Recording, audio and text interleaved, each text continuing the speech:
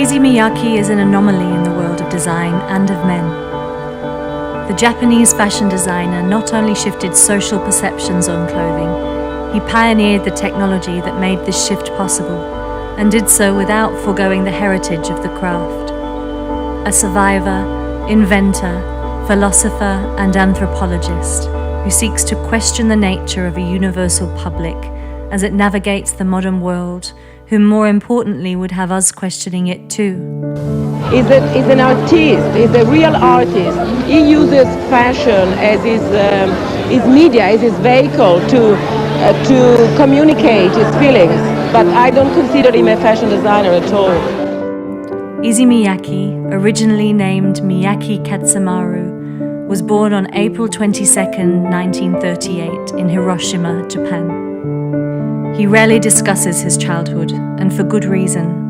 His mother and family were killed when the first atomic bomb was dropped on Hiroshima when he was only a child. I mean, it's hard for me to imagine what it was like, but however, actually, as I mentioned before, I heard about the era, from my era, like 1940s, particularly straight after the Second World War, what it was like from my parents, my grandparents, relatives who lived through it. Basically, they're nothing. Basically, there was a shortage of, the food. So, you've got to survive, and if you have nothing, and then if you have a shortage of everything, then it really forces you to be inventive, really. I think perhaps that's where inventiveness of Issey Miyake comes from. Like, he's a true creator. Ever since this tragedy, Miyake has only ever looked forward, preferring to think of things that can be created, not destroyed, and that bring beauty and joy. Today, he is renowned for pioneering Japanese design and combining Eastern and Western elements in his craft. He has no boundary. He really finds the material and the shape which is really necessary for a human being. He is combining and integrating Oriental concept, the Western concept, and creating new hybrid product. Miyake assembled his first collection named The Poem of Material and Stone, while studying graphic design at the Tama Art University in Tokyo, and graduated in 1964. In 1965, Miyake moved to Paris to study haute couture at the Chambre syndicale de la couture parisienne. His career began in 1966, working as an assistant designer at French design house Guy Laroche, and for a period with Hubert de Givenchy.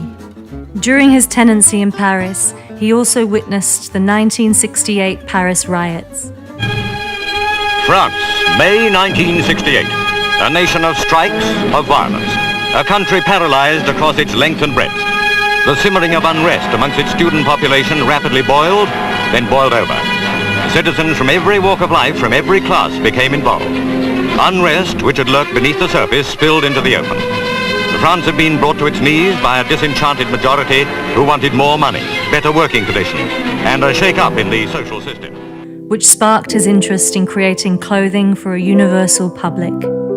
I think he has a concept about togetherness and connection, and he shows that through the clothes. We are all one, we are all united, and I think he really put that into his work, as well as he used the earth to actually design some of his clothes, which is very beautiful. It's a really, really nice show. I'm excited.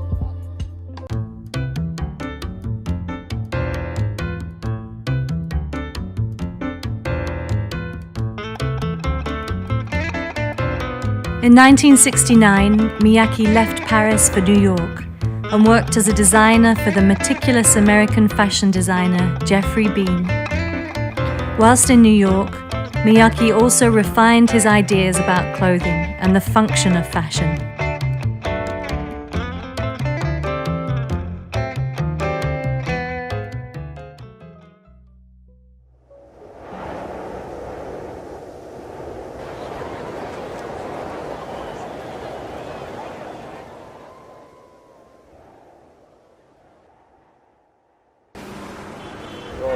Clothing means in Japanese fuku. Then fuku means happiness.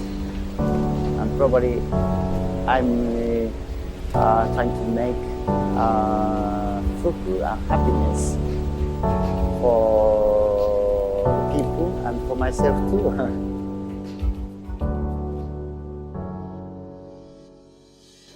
In 1970, Miyake established the Issey Miyake Design Studio in Tokyo.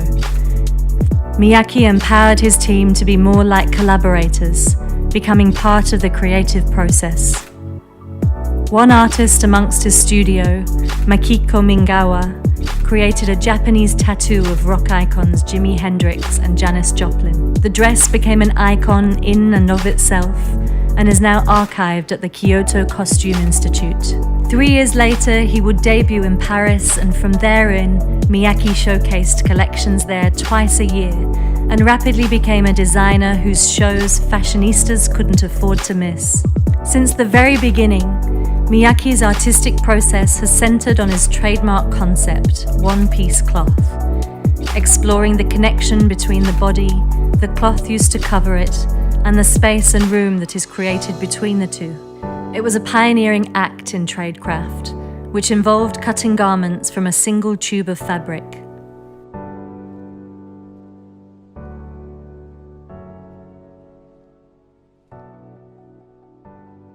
Like kimono, which is a Japanese traditional wear, the kimono made out of one piece of cloth.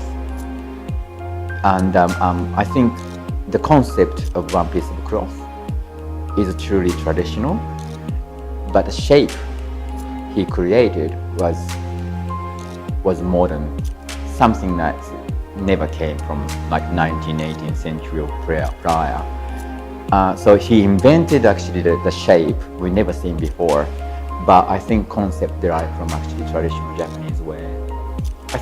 He invented technology actually, like he has worked with a company that where he asked to make something that it's no one's seen it before, and in fact actually that like the company needs to actually to make a particular machine to accept the request. 一番の果たして東洋的かどうかはちょっとわからないんですね。というのはもう昔からギリシャでもあるいはアフリカでもあらゆる民族が一枚のないしは革というところから始まってて、そして今でもインドでは一枚の上にさっと巻くだけとかね。だけどもただ一枚のというものをやっぱりはっきり言えたのはやはり完成度の高い着物という着物が持つそのある意味では非常に合理的な部分もあるし、からきれい文字と人間の体、そしてその動きというものですね。それがいわゆる長いこと培われてきたということからやっぱり一枚のというようにつながったのかなと思いますが、ただ一枚のっていうコンセプトはですね、やはり、いずれにしてもデザインというのは長いテーマを長くできるだけデベロップしていきたいのでやるわけですけれども、やはり我々の仕事には秋というのが来たりつまずきが来たりいろいろするときにもう一遍一枚のに戻るわけなんです。それでちょっと違う方向がないかなという意味ですね。そういうテーマを持ったのは幸せだなというふうに思います。 The idea was developed in conjunction with Dai Fujiwara, a textile engineer under the banner of the Miyake studio. Miyake also visited ancient production regions to unearth traditional techniques such as dyeing and weaving that were on the brink of extinction. By the late 80s, the designer started experimenting with new methods of pleating that would offer a person flexibility of movement as well as ease of care and production. This resulted in garment pleating, a pioneering new technique that involved cutting and sewing the garment first, and then sandwiched between layers of paper and fed into a heat press where they were pleated. The fabric's memory is what actually held the pleats together. Shortly after this revolution saw the birth of his Pleats Please Issey Miyake line in 1993. Taking inspiration from the Frankfurt Ballet, Miyake stunned the world with his heat-set polyester garments that challenged a new level of function, movement, and design.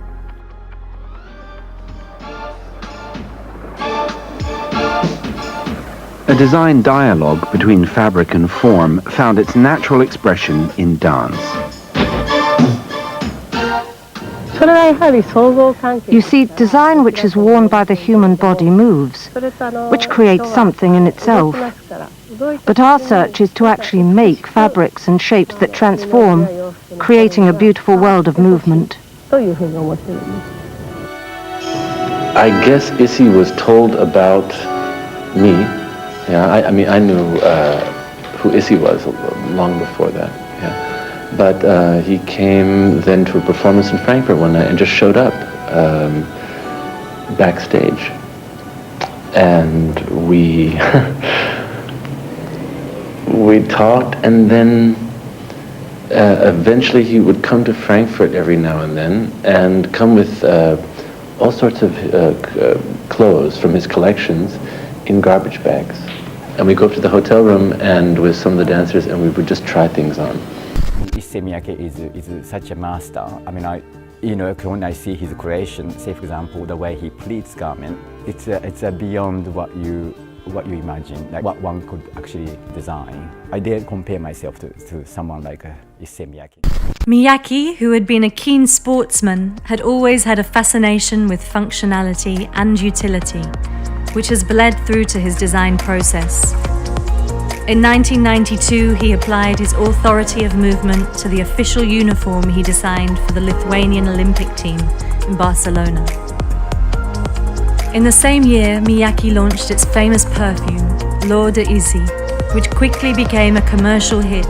In 1994, L'Or de Issey pour Homme for men dropped into stores, and since then the scents have evolved year on year.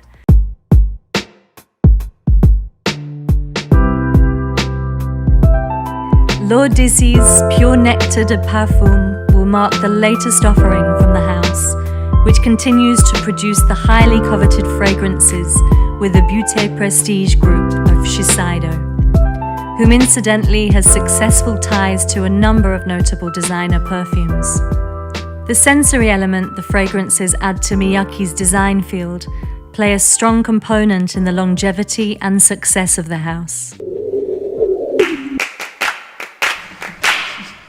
I'm Mane Ayo, the perfumer of A Drop d'Issey, the new Issey Miyake feminine fragrance.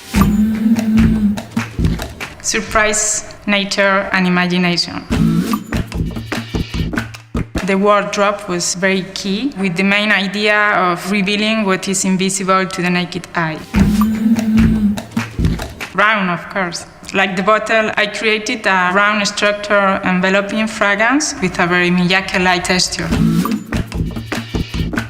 The lilac is a silent flower. This means that in perfumery we cannot extract the fragrance from the flower. The surprises that I recreate the smell of the lilac in great detail, as if I was putting the flower in a studio. The lilac, for this transparent florality, I used almond milk because it gives a unique pleasure signature to the fragrance, and I used the mask. We round this fragrance with this musky and addictive effect. both. It was important to me to find the perfect balance between the creativity of synthetic raw materials and the beauty of the naturals. By reducing the harvest, we protect also the nature.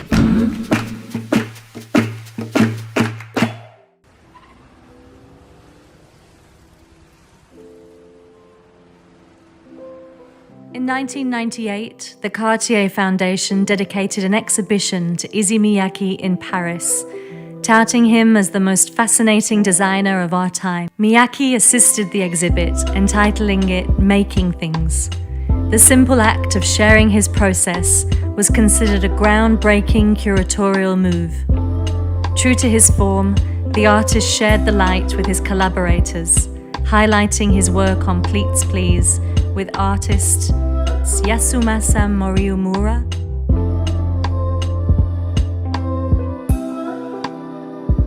Tim Hawkinson, Nobuyoshi Araki,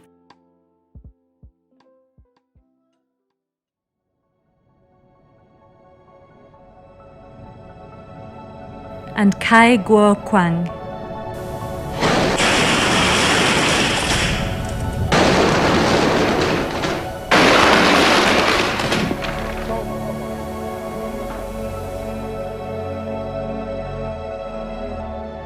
Following the event, Philippe Tretiak from Elle magazine stated, "He has never ceased to search, interrogate, or scrutinize his materials, and he has drawn various replies and signs in order to design what might be the clothing of the future. A tailor of the wind, a poet of delicacy, an architect of a feather-light armor for the next millennium."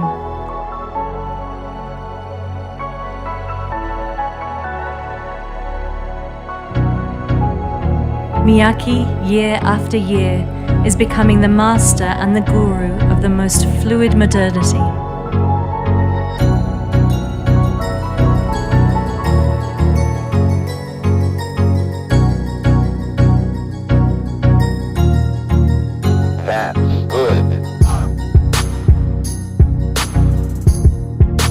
Since 1999, Miyake has handed over the reins of his men's and women's wear collection, respectively, to his associate Naoki Takizawa and later to Dai Fujiwara, so that he could concentrate on other projects.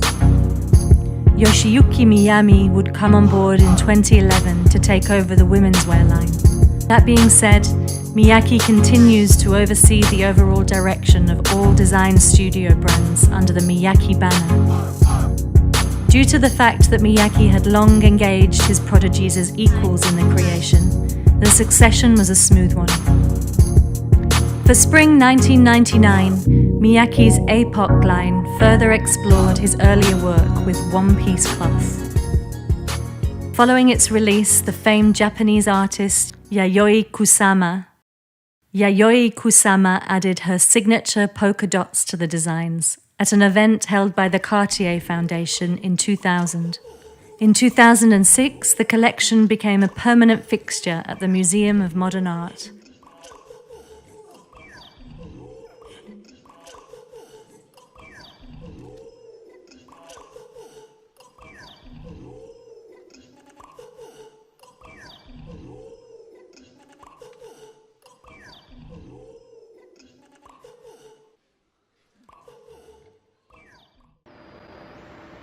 というな仕事はですね、決して物をデザインする、それを商品化するというですね、モデルチェンジの仕事ではないということがですね、これから基本になっていくんじゃないだろうかと思ってるんですね。だからそういう意味で、少し、もっと社会をのことを考え、それから生きるということを考え、そしてやっぱり楽しむとか喜びとかそういうものがないとこの仕事はなかなか難しくなるだろうと思いますし、それからもう一つは21世紀はカテゴライズするのがだいぶ好きな時代で、我々そのカテゴライズをどんどん破ってきてるわけですが、やっぱりいろんな人たちが一緒になって仕事を同時代生きてる人間がね、いろんなことを考える、話し合うということはすごい必要ではないかなと思ってるんです。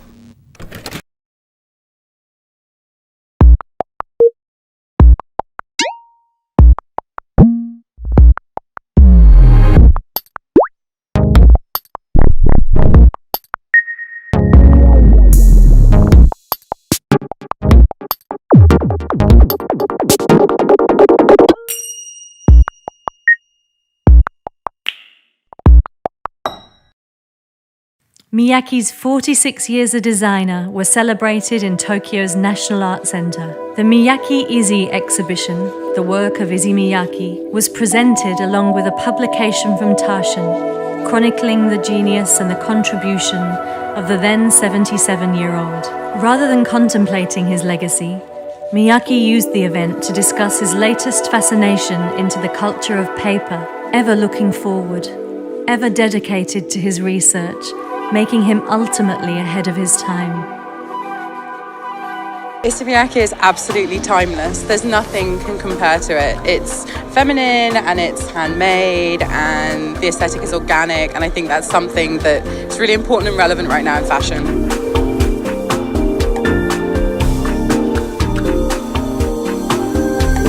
I think Issey Miyake get inspiration also from architecture, and they choose such a different place to host the show. It's a perfect match. I like it because it's very unique.